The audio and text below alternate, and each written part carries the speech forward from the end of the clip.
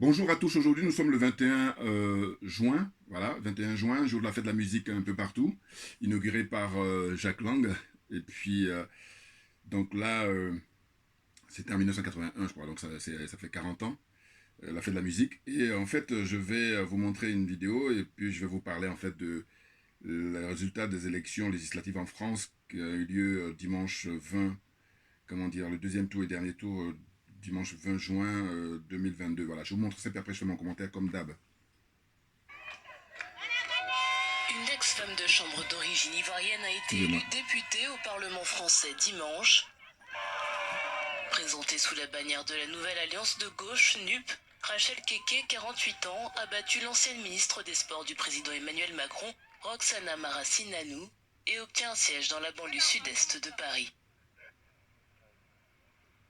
Je suis la voix des sans-voix. Je suis femme de chambre, femme de ménage, agent de sécurité, aide-soignante, aide à domicile. Je suis tous ces métiers invisibles. Et à l'Assemblée nationale,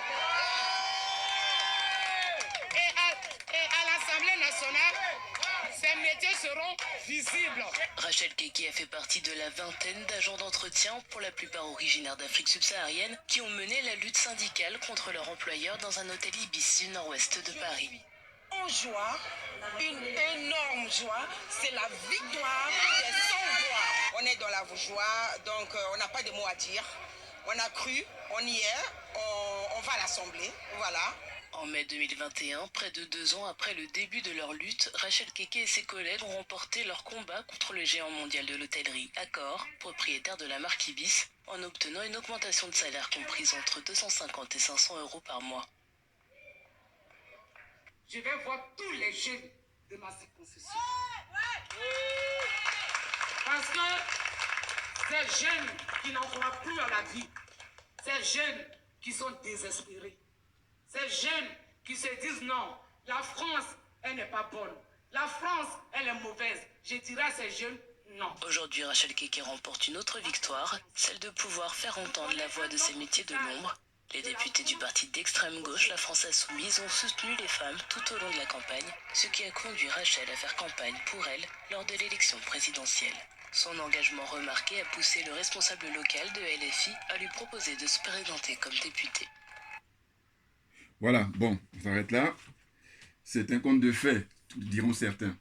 Donc, je me présente en gilet jaune là, hein, c'est Djoubian, mon surnom sur le net.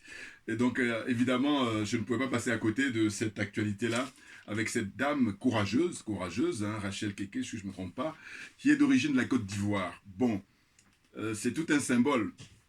Maintenant, bon, vous allez bien comprendre mes critiques après, hein, naturellement.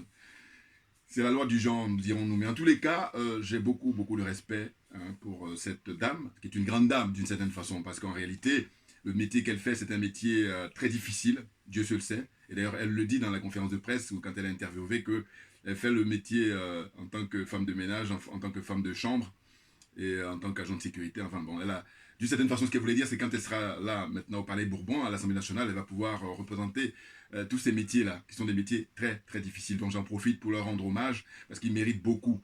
Hein, et d'ailleurs, je disais, là aussi, pareil, si ça dépendait que de moi, eh ben, les salaires seraient beaucoup plus élevés. Et puis, sans démagogie. Hein. Ceux qui suivent mes vidéos vont pas trouver de contradiction à ce que je dis, c'est que c'est cohérent avec mon discours pour dire que il faut que tout le monde s'y retrouve, qu'il est hors des questions qu'il y ait des gens qui en ont tellement qu'ils ne savent même pas quoi en faire. L'argent dort sur des comptes, alors qu'il y a des gens qui n'ont pas à manger, des gens qui n'ont pas à se soigner, qui n'ont pas le minimum, quoi, vous voyez. Donc, dont la dignité est niée, vous comprenez. Donc là, en gilet jaune, tout naturellement, pour soutenir Madame Keke, Rachel Keke qui va à l'Assemblée nationale, là, c'est vraiment tout un symbole.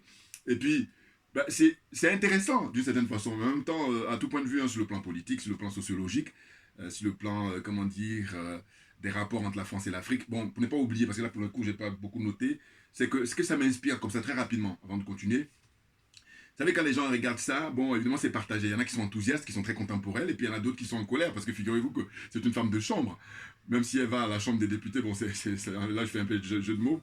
Et en tous les cas, ce qui est sûr, c'est que là-bas, à l'Assemblée nationale, si j'avais les moyens, pareil, j'allais aller interroger justement les gens qui font le ménage à l'Assemblée nationale. Qu'est-ce qu'ils en pensent? Je pense qu'ils vont en faire, parce que là, ça vaut le coup. Hein, c'est un documentaire comme ça, sociologique. C'est très intéressant. Qu'est-ce qu'ils en pensent du fait que quelqu'un de leur métier, un de leurs confrères, enfin de leurs collègues, voilà, qui est dans le même corps de métier qu'eux, voilà, va siéger maintenant en tant que député, en tant que parlementaire à l'Assemblée nationale, là maintenant, là. Donc, ce serait intéressant de voir leur point de vue. Vous voyez, donc moi, ce que j'en inspire comme ça, à première vue, c'est, vous voyez, la France, quand on observe, eh bien, normalement, et là je les prends toujours par rapport à leurs contradictions, tout naturellement, puisqu'on est dans le pays des droits de l'homme, soi-disant, le pays de la liberté, soi-disant, le pays de la légalité, soi-disant. En fait, liberté peut-être un peu, mais égalité, là, c'est à revoir, c'est à revoir. Voilà. Fraternité, là aussi pareil, c'est à revoir. Vous voyez? Donc c'est la devise de la France, ces trois mots-là. Mais en réalité, c'est la théorie. Dans la pratique, ce que je dis souvent, c'est que dalle. C'est que dalle dans la pratique. On est très très loin. C'est la raison pour laquelle, pour le 21e siècle, il va falloir l'adapter, il va falloir changer. Il va avoir l'honnêteté de le dire, parce qu'il fut des siècles où vous avez pu, quand je dis vous, ceux qui ont justement écrit ces trucs-là, et puis qui soutiennent et qui sont les décideurs de ce pays, eh ben, c'est de la pure escroquerie, parce que ça fait son temps, cette escroquerie-là. Donc maintenant, il va falloir passer à la réalité pour essayer de revenir sur Terre. Voilà. Parce que longtemps, justement, la France, complètement, comment dire, olé olé, hein, je parle des dirigeants, hein, ceux qui dirigent ce pays, l'oligarchie notamment. Bon, mais vous regardez l'équipe de France, ou alors vous regardez le championnat de France. Bon, en Europe, peut-être même dans le monde, en Europe, on va rester en Europe, voilà. Ceux qui donnent des leçons à tout le monde, voilà, sont eux qui ont le droit de donner des leçons, n'importe quoi. Sauf que ils ont donné des leçons, en tout cas, durant le XXe siècle. Maintenant, là, c'est terminé, aux oubliettes. Parce qu'on vous a démasqué à travers le travail que fait le président Vladimir Poutine. Je suis désolé de le rappeler tout le temps parce que moi je suis en quête de vérité. Donc je dis ma religion c'est la vérité et la justice. Comme bien même je suis en gilet jaune. Parce que la vérité elle est partout. Hein, que tu sois en panafricaniste ou quand tu sois en gilet jaune, il faut que la vérité elle triomphe naturellement. Donc j'ai dit, quand vous regardez le championnat de France depuis ces 10 dernières années on va dire, et de plus en plus, ben, les équipes sont constituées principalement des joueurs africains. Étrangers en général, mais africains principalement. Noirs, joueurs noirs, si vous voulez, voilà. Et du coup, ceux qui ne sont pas vraiment avertis, ça me fait penser à moi quand je suis arrivé en France dans les années 80, on dit, ah mais ils sont généreux, ils sont humains et tout ça. Non, non, non, c'est de la connerie, c'est de la poudre aux yeux. Madame là, Rachel Keke, c'est l'arbre qui cache la forêt. Pareil pour les joueurs de foot là qu'on voit, ou même dans l'équipe nationale de football de France, principalement beaucoup de jeunes noirs, de jeunes garçons qui font leur travail. Mais en tous les cas, faut bien comprendre les choses. Parce que je dis, au stade où on est rendu là, par exemple pour l'équipe de France, je dis je veux que ça soit un Africain qui entraîne l'équipe de France. Voilà. Il ne faut pas imaginer la répercussion. Ne serait-ce que pour les entraîneurs qui sont désignés là-bas pour entraîner les équipes d'Afrique. Eh oui, il y a tout ça qui est en jeu. Vous ne pouvez pas imaginer. Hein. Ah oui, oui. Et nous, on fait travail tous les jours là-dessus. Réflexion. C'est-à-dire qu'au fond, vous connaissez l'équipe de Côte d'Ivoire. Aujourd'hui, on peut prendre le jeune Faé pour être entraîneur de premier ordre, et non pas entraîneur adjoint. Ou, je dis Faé, mais ça pourrait être ailleurs aussi, au Ghana, enfin, en tout cas, les pays où les entraîneurs sont européens, ou ne sont pas nationaux. Voilà. Parce que j'estime que un club peut appeler un Français, pourquoi pas. Voilà, un club, ça passe. Ça pourrait passer. Mais en revanche, une équipe nationale, on parle du patriotisme. Enfin, je veux dire, à un moment donné, voilà, moi j'aime bien que les choses soient à leur place. Donc c'est la raison pour laquelle je dis, aujourd'hui, au XXIe siècle, normalement, tous les pays qui vont recruter des encadrants ou des entraîneurs européens, occidentaux, pour venir entraîner les équipes des pays africains, je dis, mais c'est de l'aliénation qui continue, c'est la corruption qui continue, et puis c'est le complexe, tout naturellement, c'est tout. Alors qu'il y en a d'autres, je prends le cas du Sénégal. Là, pour une fois, on peut donner un petit crédit. Un petit, hein, parce qu'il est de passage. Là, bientôt, il va partir. Ousmane Sonko va prendre la place. Il faut des panafricains maintenant pour prendre les choses en place. Parce que ceux qui n'étaient pas panafricains, ce sont ceux qui ont fait n'importe quoi, qui étaient au service de la France. C'est ça dont on veut parler. Voilà. Donc, je disais que, faut que je revienne à Mme Rachel Keke. Bon, franchement, total respect. Évidemment, c'est une syndicaliste qui est en France depuis, je crois, les années 2000. Elle est partie quand il y a eu les événements en Côte d'Ivoire. Et puis elle est arrivée, elle a atterri chez son oncle, et puis je crois qu'elle a commencé à travailler dans un salon de coiffure, si je ne me trompe pas, hein, si je m'abuse les recherches que j'ai pu faire. Bon. Et ensuite, elle a commencé partiellement à travailler dans l'hôtellerie, hein, à faire les chambres et tout ça, et puis après, elle est devenue gouvernante depuis quelques années. Donc elle a beaucoup d'expérience. Vous voyez? Et c'est extraordinaire parce qu'elle et puis ses camarades de lutte, hein, elles travaillent à l'hôtel Ibis, je crois à Batignolles, Paris dans le 17e. Elles ont, comment dire, mené des revendications très légitimes pour leurs conditions de travail, hein, pendant 22 mois, presque 2 ans, on va dire. Voilà, ou presque 2 ans, 22 mois, 22 mois. Bon. C'est énorme, c'est énorme. Et surtout qu'à la fin, elles ont obtenu gain de cause. Elles ont même obtenu, d'après elle, quand elle est interviewée, elle dit qu'ils ont obtenu même beaucoup plus qu'ils n'espéraient. Donc, ça veut dire qu'elles ont cru à leur mouvement et c'est énorme et c'est pas facile, je peux vous dire. Je parle en connaissance de cause, hein, attention. Oui, oui, oui. Bon, comme je dis souvent, le moment viendra où je vais vous dévoiler moi-même pour ma propre expérience. C'est très intéressant de pouvoir vous raconter, tout en gardant évidemment certaines confidences pour ne pas que, voilà, parce qu'il y a des fois des enjeux qui font qu'on ne peut pas tout dire. Voilà. En tous les cas, ce qui est sûr, c'est que son combat me parle directement. Hein, vous comprenez? Elle a beaucoup, beaucoup de mérite. Et puis, ben, ça fait plaisir. Ça fait plaisir. Alors maintenant, il ne faut pas être dupe.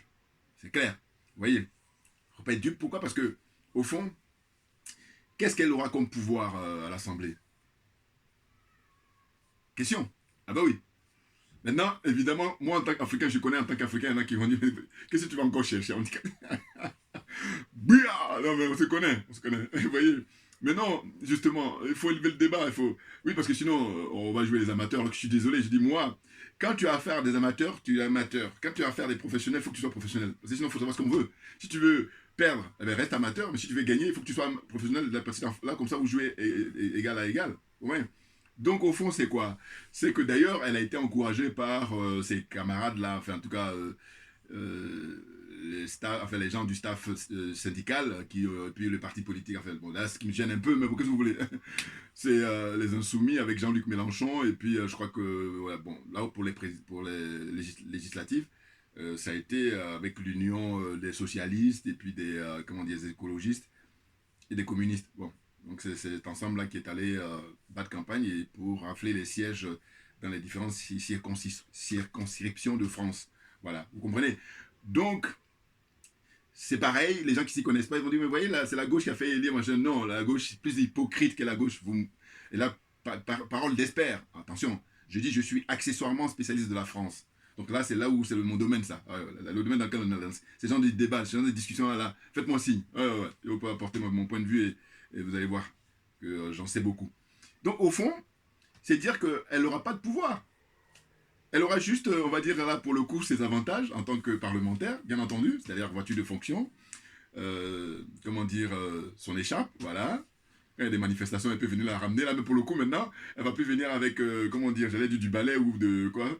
Si elle veut, symboliquement, elle peut le faire ça aussi, ça aura de la gueule, hein, son balai, hein, en tant que femme de ménage, et puis ses chiffons là, et puis elle a son écharpe, voilà, là c'est de la gueule, bon, enfin, non. Ça c'est un autre débat après. Mais en tous les cas, ce qui est sûr, c'est que je dis que faut être sérieux. Au fond, donc elle a combien 6 000, 7 000 euros aujourd'hui que touchent l'indemnité les députés, et puis sans compter les voyages gratuits en TGV, et puis voyages en avion, enfin, ils ont un nombre comme ça chaque année qui leur est accordé, et puis aussi les indemnités pour le logement, enfin bon, en tout cas, c'est même pour ça que beaucoup aujourd'hui, depuis le 20e siècle, ouais, on va dire, ou je sais plus, au 19e, bon, en tout cas, 20e siècle et puis maintenant 21e siècle, beaucoup viennent faire de la politique, plus à cause des avantages qui leur sont accordés de manière générale en Afrique, en France, j'allais dire en premier. Ouais, parce que quand je prends la zone des aliénés, des complexés, des corrompus, excusez-moi, là c'est gilet jaune, mais quand je reste ce panneau-là, voilà, c'est ça.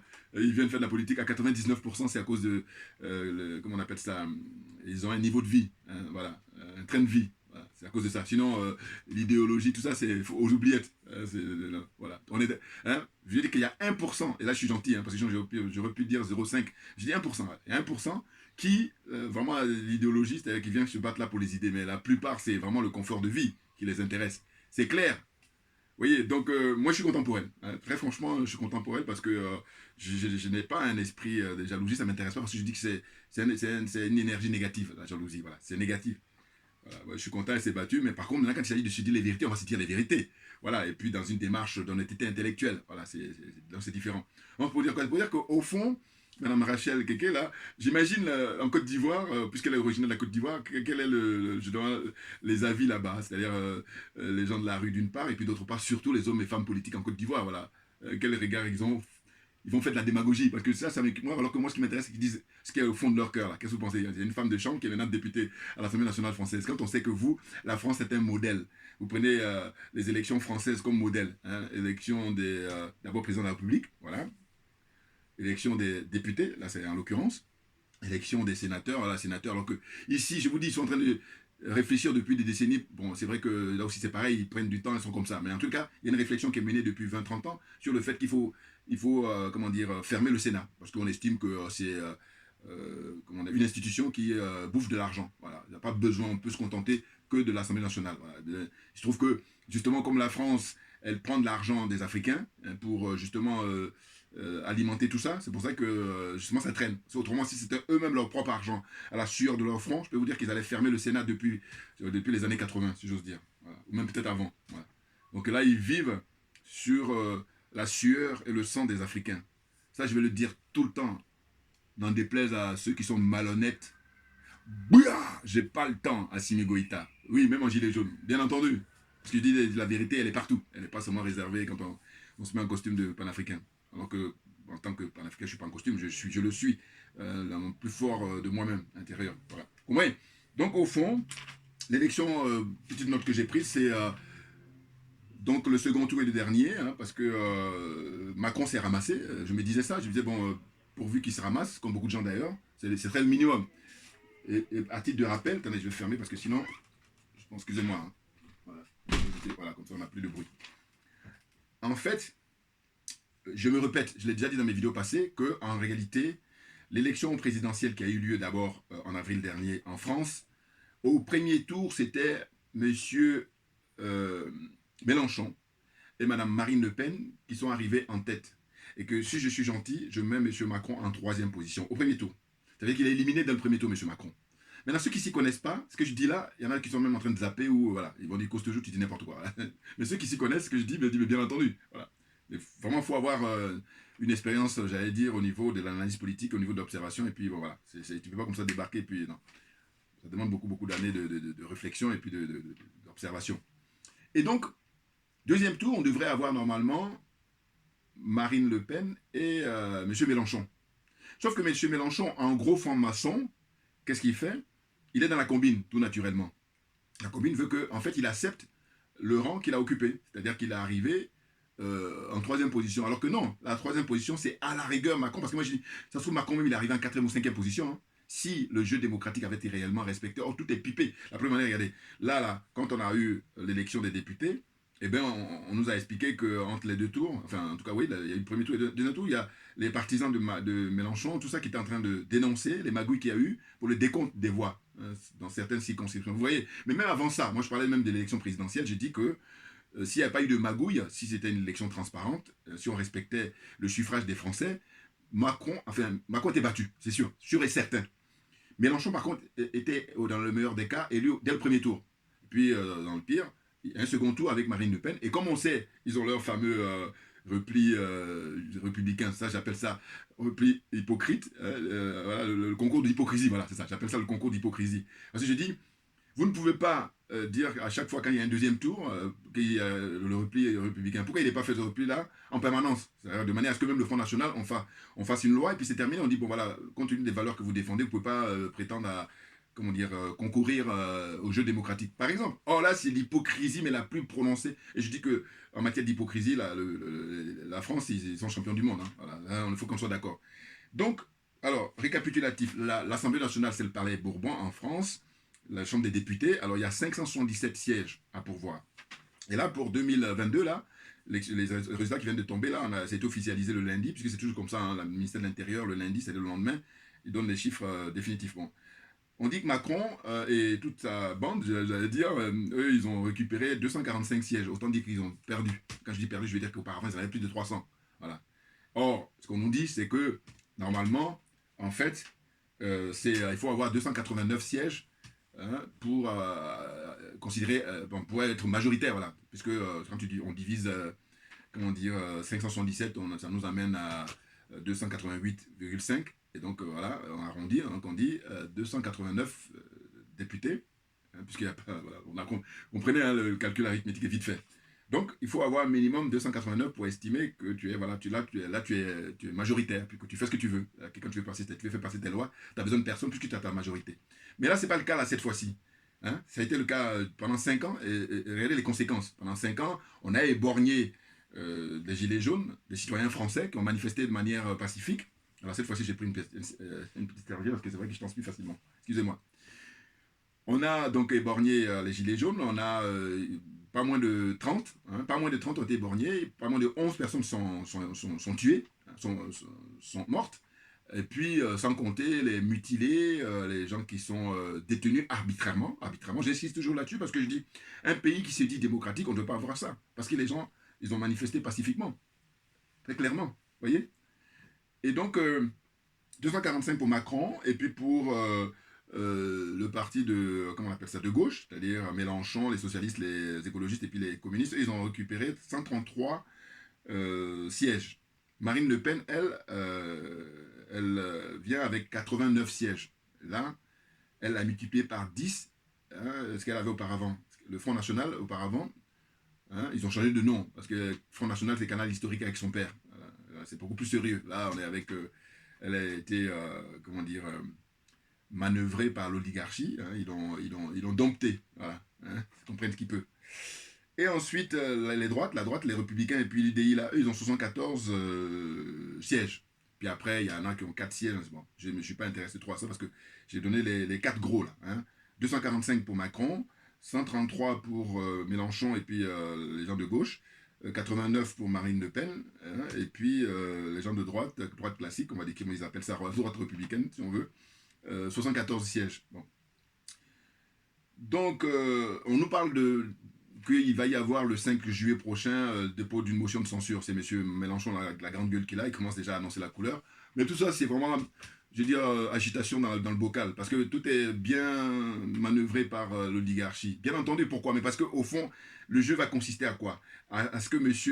Macron, à chaque fois, quand il va essayer de faire passer une loi de gauche, il va aller faire des clins d'œil aux gens de gauche. Et puis quand il veut passer une loi de droite, il va aller faire des clins d'œil aux gens de droite. Pourquoi? Parce que finalement, il lui manque quoi? 44 votants, 44 députés, 44 voix, ouais, c'est ça, 44 voix, pour avoir ces 289, puisqu'il a 245. Voilà. Or là, il peut les retrouver facilement au sein de, comment on appelle ça, du parti de gauche avec Mélenchon. Pourquoi? Parce que, regardez, il y a quelque chose qui m'a tilté, moi, c'est que quand j'ai écouté les infos, il est question de, comment dire, maintenant, choisir très prochainement, ça va se faire très vite, je crois, le président, je crois, de la commission d'enquête. Hein, voilà. Hein, le président. Et donc, il y a Marine Le Pen qui dit que elle, ça doit lui revenir puisque finalement, elle estime que c'est elle qui est le parti le plus important avec ses 89 députés. Sauf que Mélenchon, lui, qu'est-ce qu'il fait? Il est dans une démarche de convaincre les gens de sa coalition, c'est-à-dire les socialistes, les communistes et puis les écologistes. Mais finalement, on entend dire que, même j'ai écouté même le secrétaire général actuel des socialistes, là, il dit non, nous on veut pas de ça. Alors là, je dis voilà, ça y est, ils sont en train de se découvrir. Mais oui, ça peut pas durer.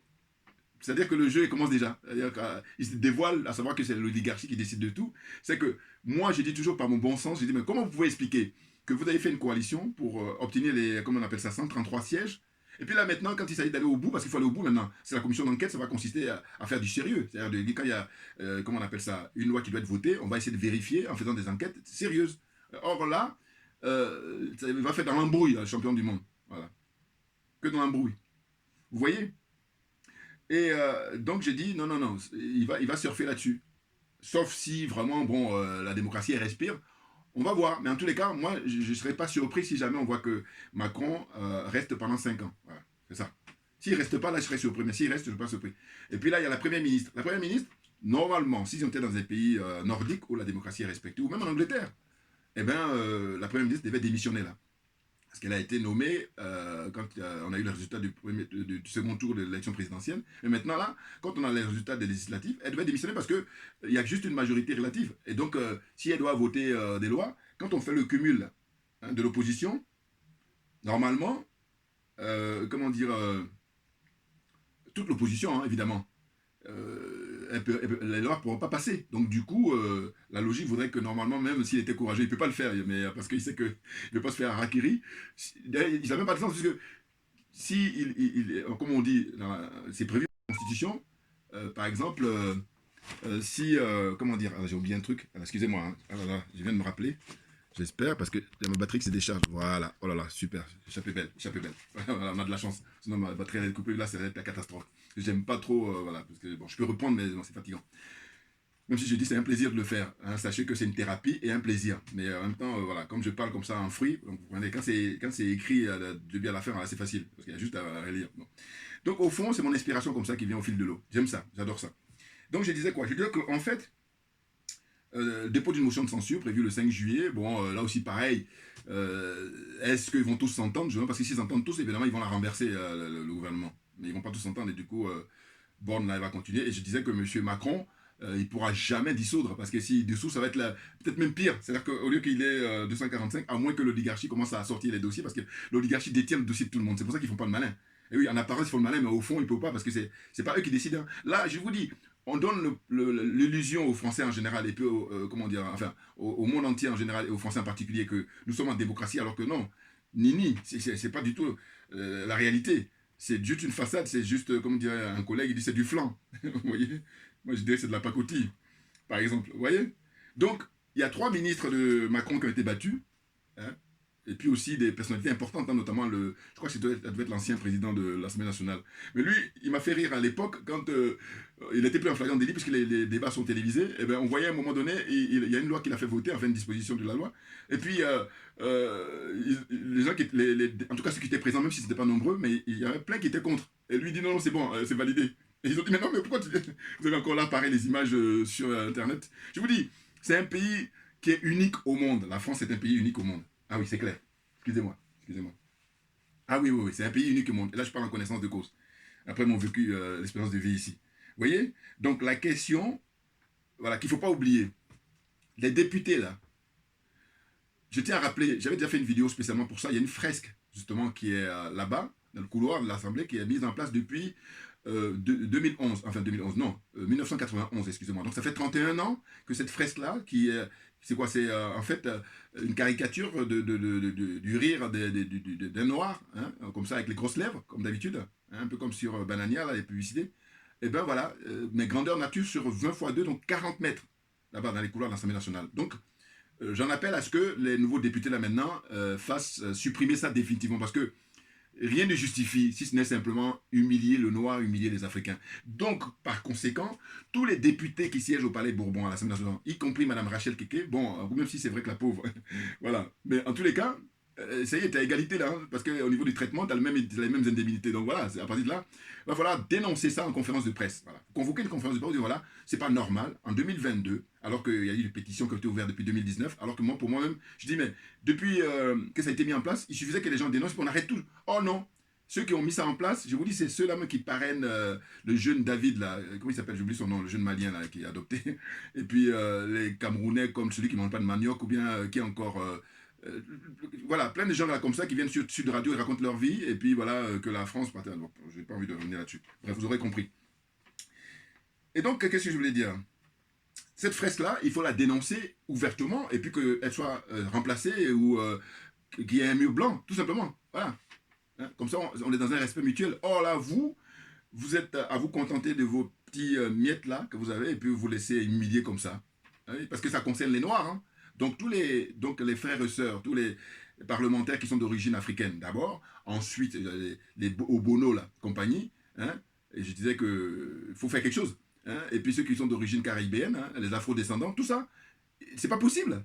Hein, qui ne dit rien consent. Donc vous êtes consentant par rapport à ça.